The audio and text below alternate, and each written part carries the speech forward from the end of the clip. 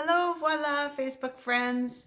I decided to come on today. It's my bang trimming day, and so I thought I would come on and do it in a video so you can see how I do my bangs. I plan to do a couple of different bang tutorials in the next upcoming days, just to provide a little bit of support in hopes that it helps you to get your bangs out of your eyes without any major issues.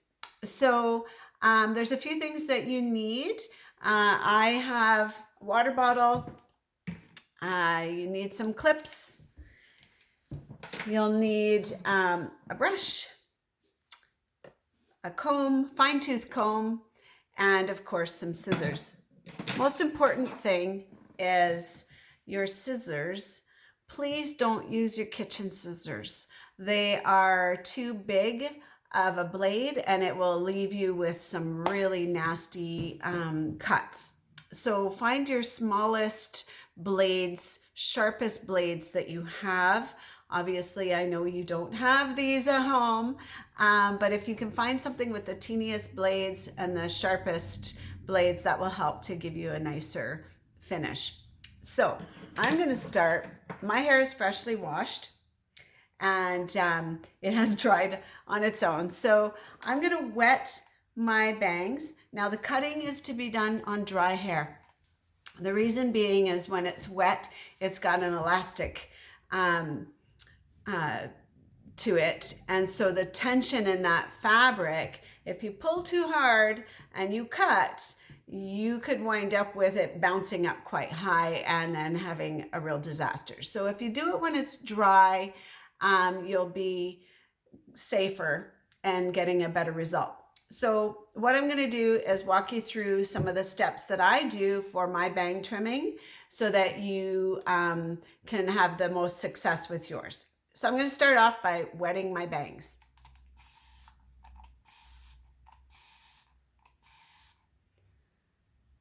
Okay, so they are wet. Now I'm going to separate my bangs from the rest of my hair. So using this comb, I can now follow through and see where my bangs are and where the rest of my length is. So if you do this with all wet hair, it can be a little bit tricky to find where your actual bang lines are. So it's good to kind of make sure that you've got all the short pieces pulled out and the long hair pulled back so that you're not cutting extra. You want to keep your bangs relatively same to what they were originally designed to be. So I have now separated my bangs, my original fringe, from the rest of my hair. I do have a couple of little long bits, but I'm not too concerned. It's not a big chunk, so I can deal with putting those back. Okay, so I'm going to clip the long hair out of the way so that I don't cut them by mistake. So now I have this wet, damp-ish mess, and I'm going to blow dry it.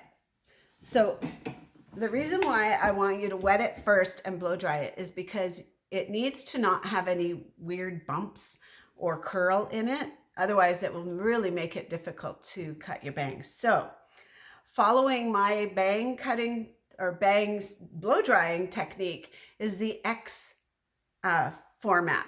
So I'm going to turn the blow dryer on so you won't really hear me that well. But what I do is I have my blow dryer up over my head and I blow dry my hair in the shape of an X. So I go this way and then I go this way and this way. So X marks the spot. The main reason why we do this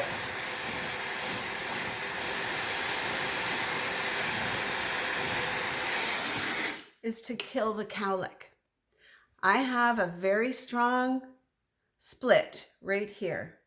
And when I blow dry it as an X, it kills the cowlick. So you can see how it's not popping up and it's not splitting. And that's what I need it to be for my cutting. And it's basically now my hair is combed to where it lives. Now I can feel a couple of little stragglers, so I'm going to pull those and clip them away. All right. So now my bangs are dry and smooth. If you have still curl or bounce or bumps in your hair, I can't see, use a straightening iron and just get it as smooth as you can. If there's any little curls or kinks, it will impact how your bangs sit after they're cut. So that's one of the recommendations I have. So the next thing is, I always start right where my cowlick is, because this is where the hair tends to want to jump up the most. So that's my critical area that I work on my cutting. So basically you want to keep it down low. So don't lift your hair up to cut it, especially for creating the length that you want. If you lift it here, you don't know where it's going to land until you let it go. And sometimes that can cause some real issues with it getting cut too short. So if you just, I personally like to use the comb as my guide. So I'll get my comb underneath the hair and keep it low. So I'm not lifting it, I'm keeping it really low. And now I'm going to just use the scissors, the tips of the scissors. So the goal is to not cut a ton of hair. When we're trimming bangs, we want to be able to just cut little bits and then let it come down. And then you'll see if you've reached the length you want, cut little bits first. And then as you get to the length you want it, then you can follow along. But using your scissors pointing straight up and down will create the least amount of cut lines and problems to fix later. So if you take a little teeny snip and it's too short, it's not going to be devastating. Whereas if you took the scissors and you went across this way, that could be devastating. So that's why I recommend you do little teeny snips with your scissors.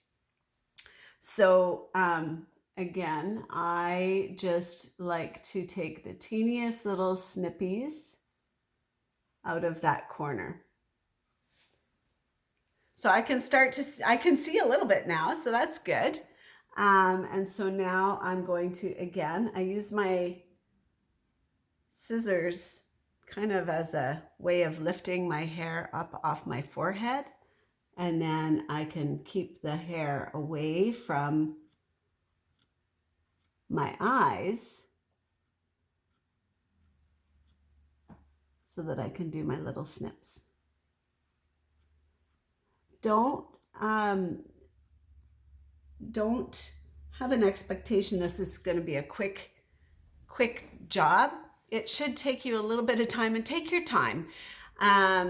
This is something that it's literally in your face. So I always take great care in cutting my own bangs and yours.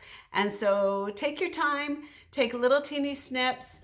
You can see already, I can see, so I'm getting close to the length that I would like it. And so I'm just going to keep going and snip along. I'm going to take some of this out of the sides just so that I have a little bit more framing around my face.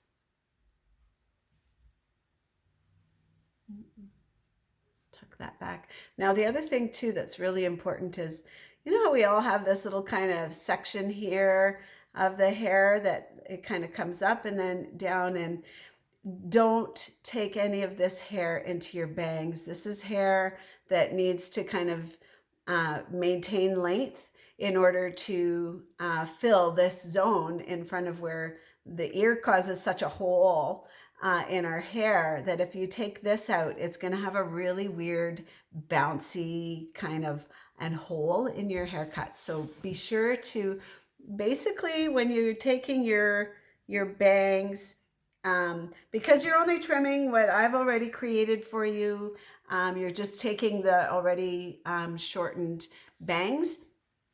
I will do a tutorial later on how to reset if you wanted to change your bangs a little bit, and how to reset that structure in your hairline. So I will address that at a later date. So today was just a little tutorial on how to quickly snip away some of those hairs in your eyes. And so mine is a slight angle. I don't do a full swoop.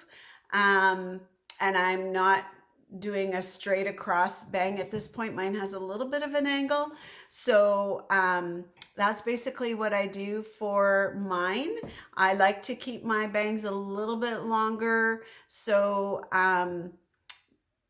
they're still a little bit long, but I'm feeling pretty good about it so far. I'm going to keep trimming at it until I'm completely satisfied, and I don't want to keep you on this video for too long, but I just wanted to give a little bit of a taste of what's to come, and just some info on the tools you need to do this job at home. So I hope you're all staying safe and keeping well, and managing the hair needs that you might have at this time.